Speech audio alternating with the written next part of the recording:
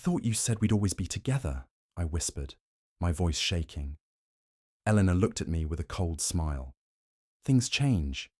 You can't expect me to stay tied to someone like you forever. Someone like me? I clenched my fists.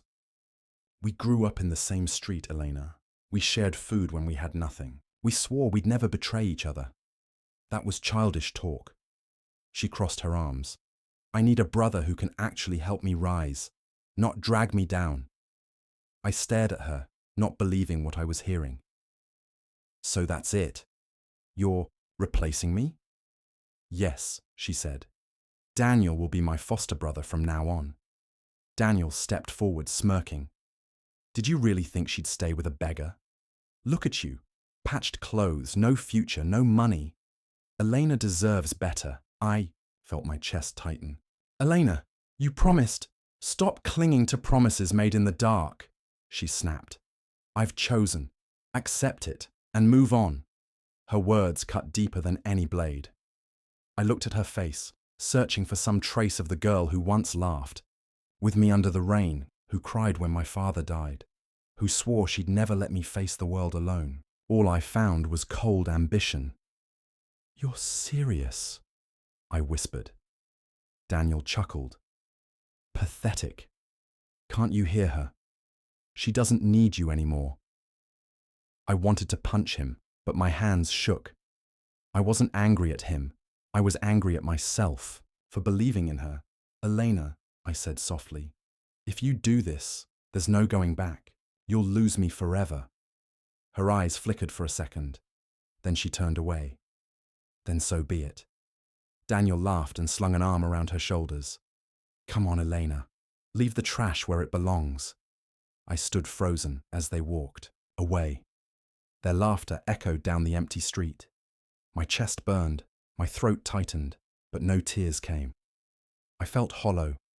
At home, my mother coughed from her bed. You're late, she said weakly.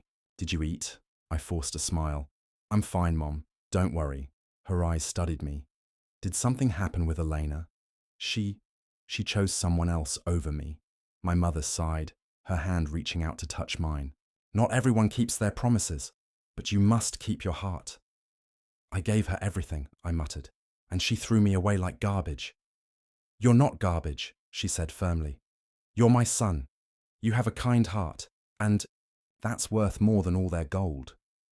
Later, lying in my bed, I whispered, one day I'll rise so high you'll regret leaving me. That night I lost her, but I also lost the old version of myself. Why are you walking around with that face? Karim, one of the boys from the neighborhood, laughed. Did Elena finally realize you're useless? His friends burst out laughing. I stopped. Say that again. He sneered. Everyone knows she dumped you for Daniel. Rich boy gets the OE, prize beggar boy gets nothing. Isn't that fair? I forced myself not to hit him. Fighting would only make me look weaker. At home, my mother called from her room. Son, is that you? Yes, Mom. You look troubled again. Is it Elena? She crossed the street today, I muttered, and acted like I was invisible. I always knew that girl was ambitious, she said sadly, but I hoped she would remember your kindness. She only remembers Daniel's money. Don't let her betrayal poison your heart. She promised me, Mum. She said no matter what, we'd stand together. Do you know what that means to me? To someone like us, promises are everything. Then, let her go. Some people make promises they never mean to keep. Aunt Mariam entered with soup. Your mother needs rest, and you need to stop wandering around with that broken face. Everyone can see your pain. Everyone's laughing at me. Let them laugh. One day you'll laugh back. But first, focus on surviving. That night, I overheard Elena's parents. Elena made the right choice, her father boasted. Daniel's family will help us secure a deal. That poor boy, he was never good enough. I told Elena to cut him off, her mother added. A girl like her deserves better than a sick woman's son who can't even afford medicine. Their words stabbed through me. Later, Karim mocked again.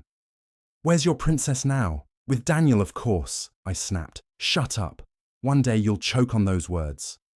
At home, my mother whispered, because you loved her with a pure heart. But sometimes, love isn't enough. Then what is enough? Strength. The world only respects strength. That night, I whispered to myself, I'll remember every insult, every broken promise. One day, they'll see me again, and they won't laugh. The rain poured as I walked home from work. Suddenly, a screech of tires echoed. A car skidded, aiming straight for an old man crossing the street.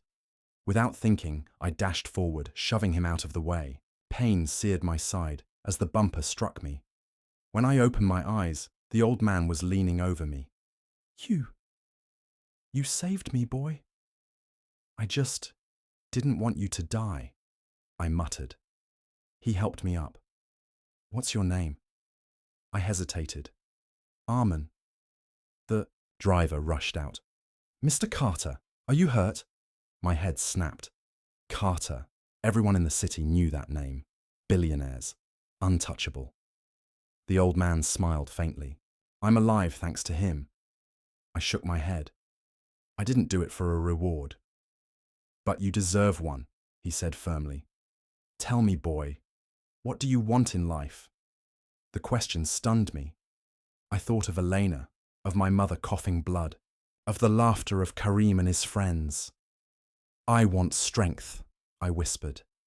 I want to rise so high no one can ever step on me again. His eyes lit with something sharp. Then come with me. I blinked. What do you mean? Live with my family. Be my foster son. I'll give you the chance to prove yourself. I froze. Was this real? I don't belong in your world. Maybe not yet, he said. But I see fire in your eyes. That fire is rarer than gold. I thought of Eleanor's back as she walked away with Daniel. My chest tightened. If I accept, there's no turning back. He placed a hand on my shoulder. Then don't turn back. That night, staring at the cracked ceiling of my room, I whispered to myself, this is it. I'll rise, and one day the ones who betrayed me will tremble. The Carter mansion was like a different universe. Chandeliers glowed, marble floors stretched for miles, and servants lined the halls.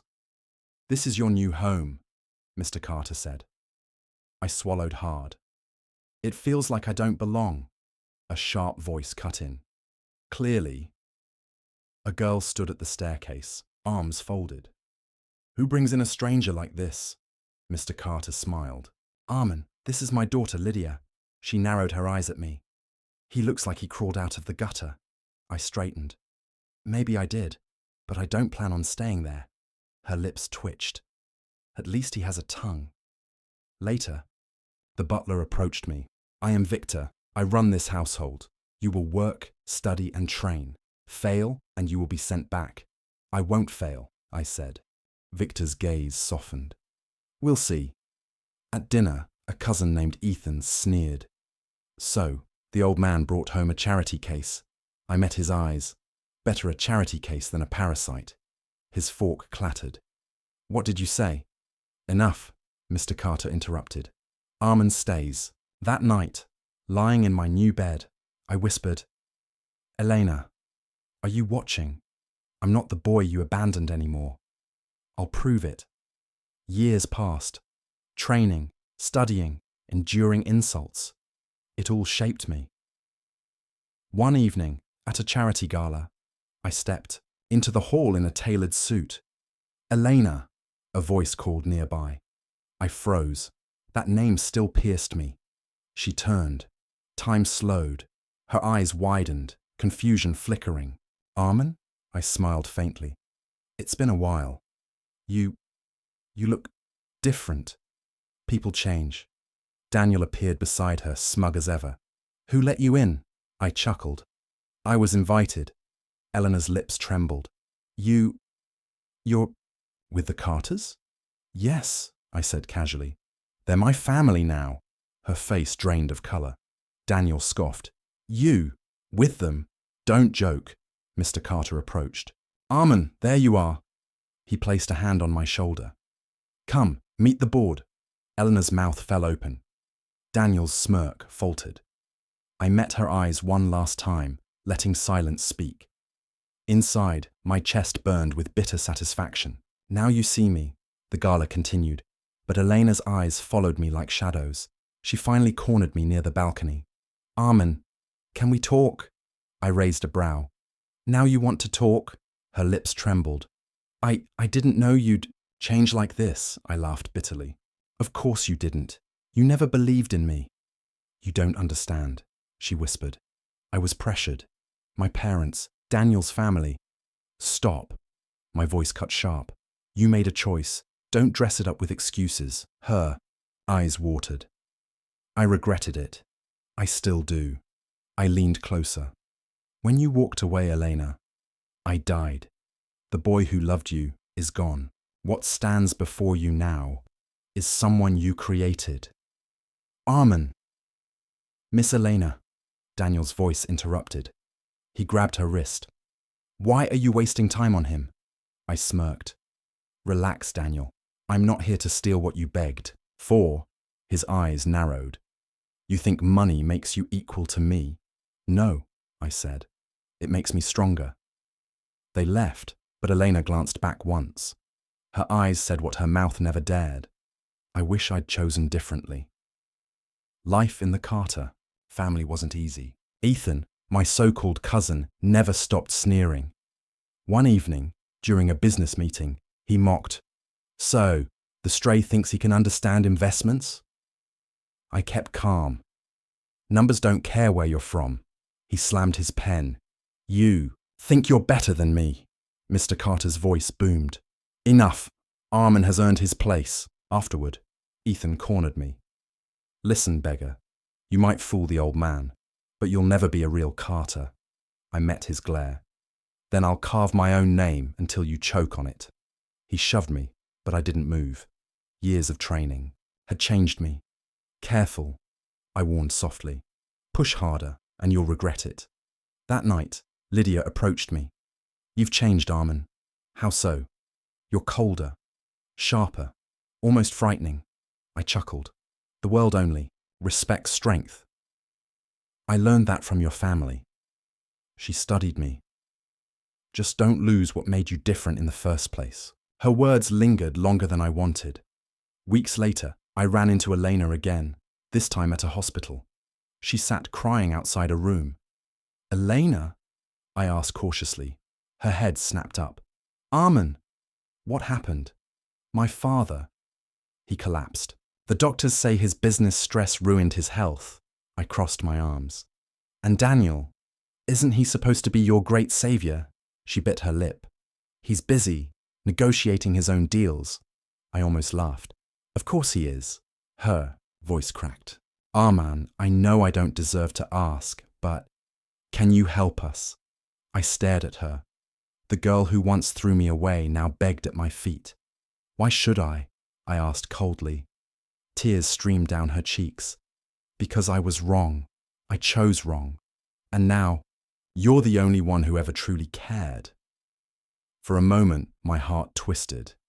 But then I remembered her laughter as she walked away with Daniel. I'll think about it, I said flatly, and walked off. Behind me, her sobs echoed like a ghost from the past. Mr. Carter soon announced, Armin will take charge of our new project overseas. Gasps filled the boardroom. Ethan shouted, You can't, he's an outsider. But Mr. Carter's gaze silenced him. He's the only one I trust. That night, I stood by the window of the mansion. The city lights reflected in my eyes. I've risen farther than I ever dreamed, I thought. But why does my heart still ache? When I see her, a soft knock came. Lydia entered. Congratulations. Thanks. You've proven everyone wrong, she said. Even me. I smiled faintly. You weren't wrong. You just didn't believe in me then. She stepped closer. I do now. For a moment, silence stretched between us. Heavy, unspoken, dangerous. Then, I turned away. I can't afford distractions. But inside, something stirred. At another gala, Elena approached me once more. "Armin," she whispered, "I heard about your success. You've become incredible." I met her eyes. "And you've become a stranger." Her hands trembled. I thought I'd chosen security. Instead, I lost everything that mattered. I exhaled slowly.